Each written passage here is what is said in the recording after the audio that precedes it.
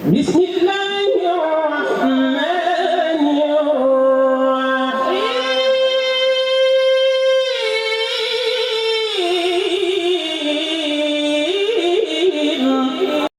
শুকরিয়া আদায় করছি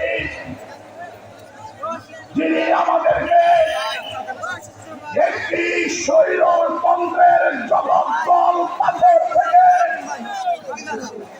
দুঃশাসন আর অবিচারের জগদ্দল পাথর থেকে অন্যায় অবিচার নিপীড়ন নির্যাতনের জগদ্দল পাথর থেকে মুক্তিদান করেছেন। আমরা সবাই চিৎকার করে বলি আলহামদুলিল্লাহ। আওয়াজ কি আর বাড়ে না? বলুন আলহামদুলিল্লাহ। দীর্ঘ 16-17 বছর পর্যন্ত এদেশের মানুষ নিপীড়নের জাতকলে, বৈষম্যের জাতকলে নিষ্পেষিত ছিল। তাদের দম বন্ধ হয়ে যাওয়ার মতো পরিস্থিতি দেখা দিয়েছিল।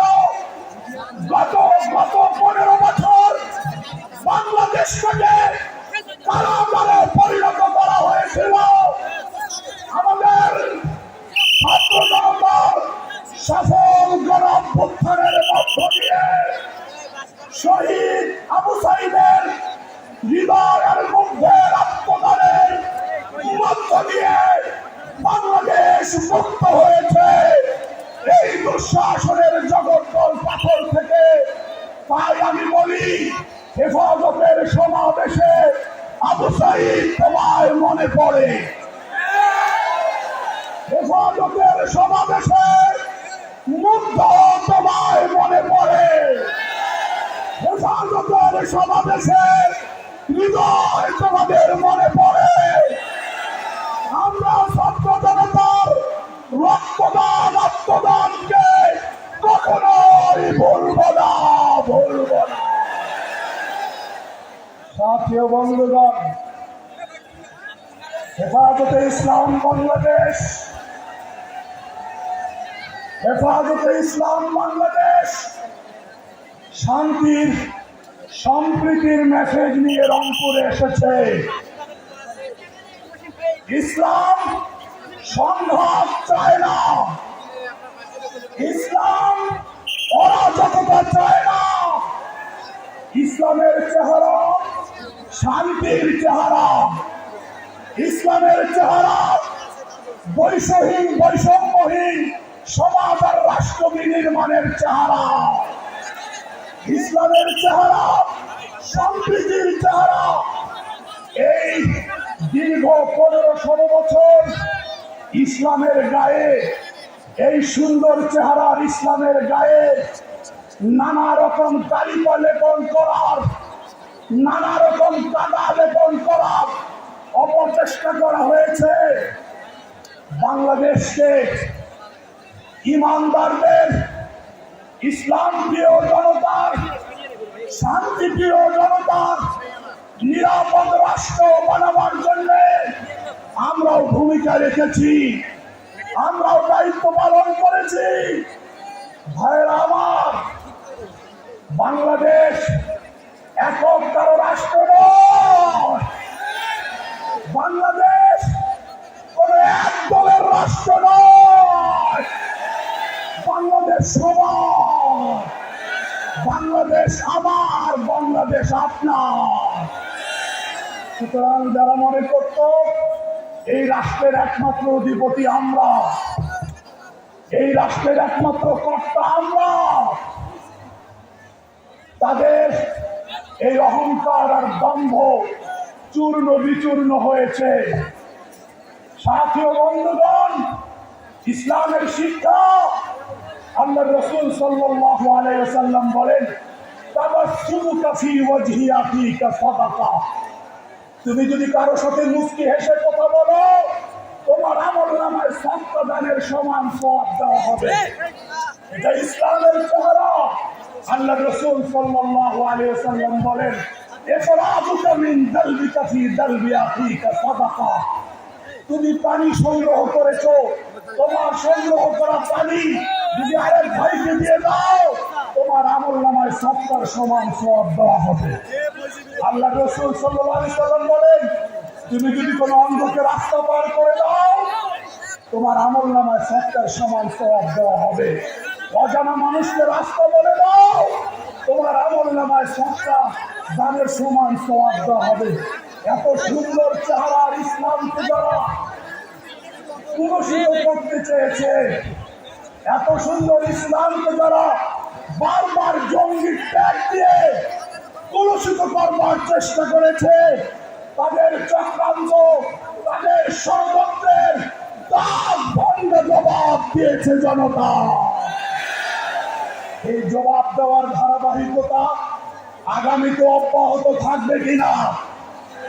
যারা জবাব দেওয়ার জন্য প্রস্তুত হাত তুলুন। আমরা বাংলাদেশ ইমানদার ইসলাম প্রিয় জনতার, শান্তি প্রিয় জনতার, যারা শান্তি চায়, নিরাপত্তা নিয়ে বসবাস করতে চায়, আমরা সবার জন্য বাংলাদেশকে একটি নিরাপদ, কার্যকর, সফল রাষ্ট্র হিসাবে দেখতে চাই। হেফাজতে ইসলাম বাংলাদেশ নবগঠিত অন্তর্বর্তী সরকারকে সর্বাত্মক সহযোগিতা করবে। ভিন্ন মতাবলম্বী সংখ্যালঘু ভাই যারা আছেন, তাদের সহায় সম্পত্তি উপাসনালয়কে সর্বোচ্চ নিরাপত্তা দেওয়ার জন্য আমরা নবগঠিত সরকারকে, অন্তর্বর্তী সরকারকে দাবি জানিয়েছি। আমাদের বক্তব্য পরিষ্কার, ইসলাম নিয়ে যদি কেউ ছিনিমিনি খেলতে চায়, ধর্মীয় আকীদা বিশ্বাস নিয়ে কেউ যদি ছিনিমিনি খেলতে চায়, হেফাজত আঙ্গুল চুষবে না, হেফাজত করে বসে থাকবে না। যার যা কিছু আছে তাই নিয়ে মাঠে নামতে বাধ্য হবে। আরেকবার মুষ্টিবদ্ধ হাত দেখতে চায়।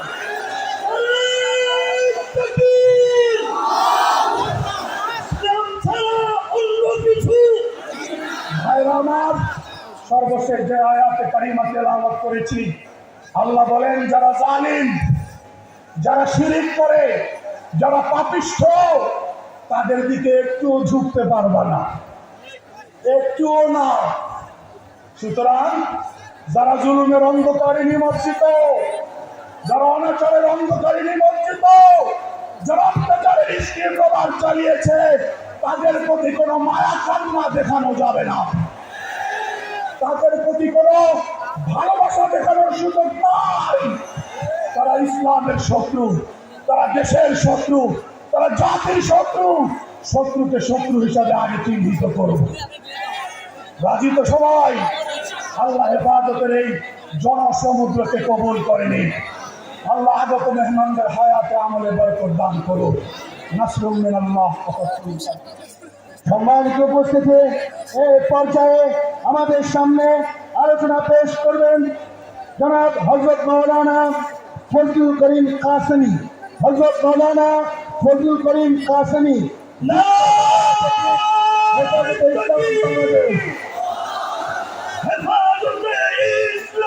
জিন্দাবাদ। ইসলামের শত্রুরা এই মুহূর্তে দরকার ইসলামী সরকার। আসসালামু আলাইকুম ওয়া রাহমাতুল্লাহি ওয়া বারাকাতুহু। হেফাজতে ইসলাম বাংলাদেশ রংপুর বিভাগীয় আজকের এই মহাসমাবেশের সংগ্রামী সভাপতি, হেফাজতে ইসলামের সংগ্রামী মহাসচিব, উপস্থিত উলামায়ে কেরাম, উপস্থিত সাংবাদিক এবং মিডিয়া কর্মী বন্ধুগণ, উপস্থিত রংপুরের বিজয়ী সংগ্রামী জনতা, হেফাজতে ইসলাম এদেশের শান্তি প্রিয়, মাতৃভূমি প্রিয়, ইসলাম প্রিয় জনতার প্রাণ প্রিয় প্রতিষ্ঠান সংগঠন হেফাজতে ইসলাম বাংলাদেশ। আপনারা জানেন হেফাজতে ইসলাম বাংলাদেশের একটি সংকটময় মুহূর্তে প্রতিষ্ঠিত হয়েছিল, যার প্রতিষ্ঠাতা এদেশের সর্বস্তরের জনতার আস্থার প্রতীক শাইখুল ইসলাম আল্লামা শাহ আহমদ শফী রহমতুল্লাহ আলাইহি, যিনি শাইখুল ইসলাম হযরতে মাদানী রহমতুল্লাহ আলাইহির সুযোগ্য খলিফা ছিলেন, যিনি দুনিয়ার কোন পরাশক্তির সামনে মাথা নত করতেন না। এই বাংলাদেশের তৌহিদি জনতা হেফাজতের নামে, হেফাজতের ডাকে 2013 সালের 5ই মে ব্লগার এবং নাস্তিক মোরতাদদের প্রতিবাদে শাপলা চত্বরে আমরা একত্রিত হয়েছিলাম। আপনারা জানেন ইসলাম জিন্দা होता है हर करबला के बाद। এই জালেম শাহী শাপলা চত্বরে ঘুমন্ত পরিবেলে মোলামায়ে কেরাম, নামাজরত তাহাজ্জুদরত তৌহিদি জনতার উপর পাখির মতো গুলি চালিয়ে অসংখ্য কর্মীদেরকে হত্যা করেছিল। আমরা সেদিন বলেছিলাম এই শহীদদের রক্ত বৃথা যেতে দেব না।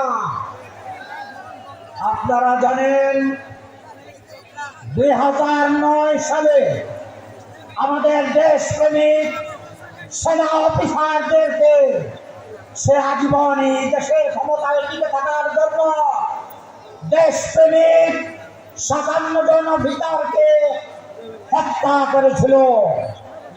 আপনারা জানেন 21 সালে এদেশের তৌহিদি জনতা নয়নমণি আস্থার প্রতীক শীর্ষ উলামায়ে কেরামদেরকে জেলে আবদ্ধ করে রেখেছিল। আপনারা জানেন এই জালেম শাহীর জুলুম এই 24 পর্যন্ত চলমান ছিল। আল্লাহ তাআলা কোন জালেমকে ছাড় দেন কিন্তু ছেড়ে দেন না। হাসিনা মনে করেছিল তার বাবার দেশে আজীবন থাকবে। আল্লাহ তাআলা নমরুদকে যেরকম একটি ল্যাংড়া মশার মাধ্যমে তাকে শেষ করেছিল, ঠিক তেমনি ভাবে আমাদের দেশের দেশপ্রেমী ছোট ছোট স্কুল কলেজের মাদ্রাসার ছাত্রদের মাধ্যমে এই হাসিনা সরকার পালাতে বাধ্য হয়েছে। এই জন্য আমি বলতে চাই এই রংপুরবাসী বিজয়ের সূচনা করেছে শহীদ আবু সাঈদের রক্তদানের মাধ্যমে। এই শহীদ আবু সাঈদ বাংলাদেশের ইতিহাসে দ্বিতীয় স্বাধীনতার প্রথম শহীদ। আমরা দোয়া করি এই আবু সাঈদের বংশধরকে আল্লাহ তাআলা এই মাটি স্বাধীনতার জন্য তাদেরকে আল্লাহ তাআলা কবুল করুন। সাথে সাথে আমাদের এই দেশের 15 বছর থেকে 25 বছরের বয়সের আমাদের প্রিয় ছাত্র ভাইয়েরা, এই দেশের সীমান্ত এলাকাকে পাহারা দিয়েছে, এদেশের ট্রাফিকের কাজ করেছে, এই দেশের প্রশাসনকে দুর্নীতি মুক্তভাবে প্রশাসন পরিচালনার দৃষ্টান্ত দেখিয়ে দিয়েছে। আপনারা লক্ষ্য করেছেন আমাদের দেশের এই তরুণ ছাত্রদের এই বীরত্বপূর্ণ ভূমিকার কারণে এই ছাত্রদের সংগ্রামের এই প্রভাব এবং হাওয়া ইন্ডিয়া এবং পাকিস্তানও লেগেছে। যেখানে দুর্নীতি সেইখানে প্রতিরোধ, যেখানে দুর্নীতি সেইখানে আমাদের ছাত্ররা প্রতিবাদ এবং প্রতিহত করবে ইনশাআল্লাহ। সংগ্রামী উপস্থিতি, আমরা পরিষ্কার বলতে চাই, আমরা 16 বছর ওপেন জনসাধারণদেরকে নিয়ে ওপেন কোনো মঞ্চে আমরা মন খুলে কথা বলতে পারি নাই। আল্লাহ তাআলা জালিম এই দেশদ্রোহী এবং এদেশের কলঙ্ক হাসিনাকে এই দেশ থেকে একটি মালাউনের দেশে আশ্রয় নেওয়ার সুযোগ করে দিয়েছে। আমরা ভারতকে অনুরোধ করব, আমাদের দেশের কোনো পুরানদারকে বেশি দিন তাকে মেহমানদারি করা আপনাদের জন্য শুভকর হবে না। আমরা বলে দিতে চাই, বর্তমান সরকার এদেশের প্রশাসন বিচার ব্যবস্থা সর্বস্তরে স্বাধীনভাবে হিম্মতের সাথে সাহসিকতার সাথে আপনারা সুন্দরভাবে দেশ পরিচালনা করুন। এদেশের হেফাজতের রক্তদানকারী সাহসী কর্মীরা আপনাদেরকে যেখানে প্রয়োজন সেখানে আপনাদেরকে সহযোগিতা করার জন্য প্রস্তুত রয়েছে। শেষ কথা, এই 24-এর শহীদদের, 21-এর শহীদদের, 7 শহীদদের, সেনাবাহিনীর অফিসারদের যারা শহীদ করেছিল, এই খুনিদের বিচার আমরা এই মাটিতে দেখতে চাই। খুনিদের বিচার ছাড়া এই সংগ্রামী ছাত্র জনতার সংগ্রাম শেষ হবে না এই দেশে ইনশাআল্লাহ।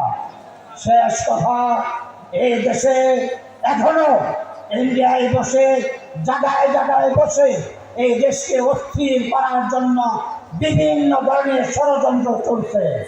আমরা সজাগ এবং হুঁশিয়ার থাকতে হবে, কোন ষড়যন্ত্রকারী যেন আমাদের এই স্বাধীনতাকে নস্যাৎ করতে না পারে। নাসরুম মিনাল্লাহি অবধান করে অবশ্যই। সম্মানিত উপস্থিতি।